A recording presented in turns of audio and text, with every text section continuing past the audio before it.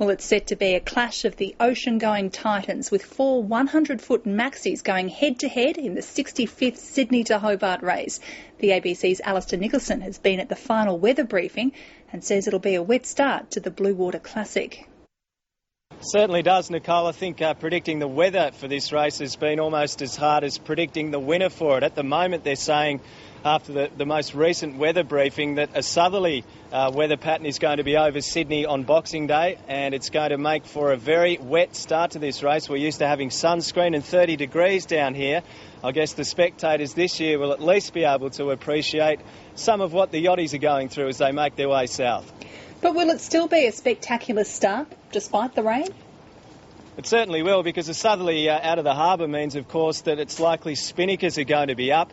This year we've got more big boats than ever before. There are 5 yachts in the 100-foot category, 8 Maxis competing in the Sydney Hobart this year.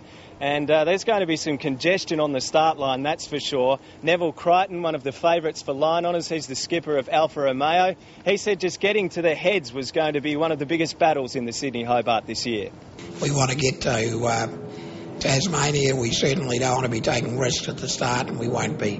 If we're not first boat out the heads, that's really irrelevant. We want to be out the heads in one piece. And Alistair, is there any update on Grant Warrington's bid to just make it to the start line?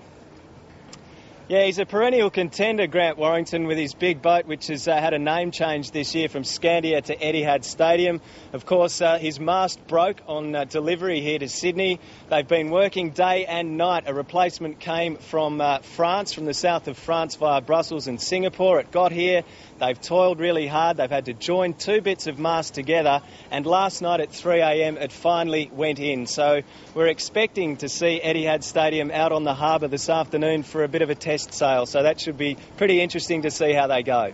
And just briefly, are any records likely to fall this weekend? Well, earlier in the week, they thought the record of 1 day, 18 hours, 40 minutes and 10 seconds was under threat.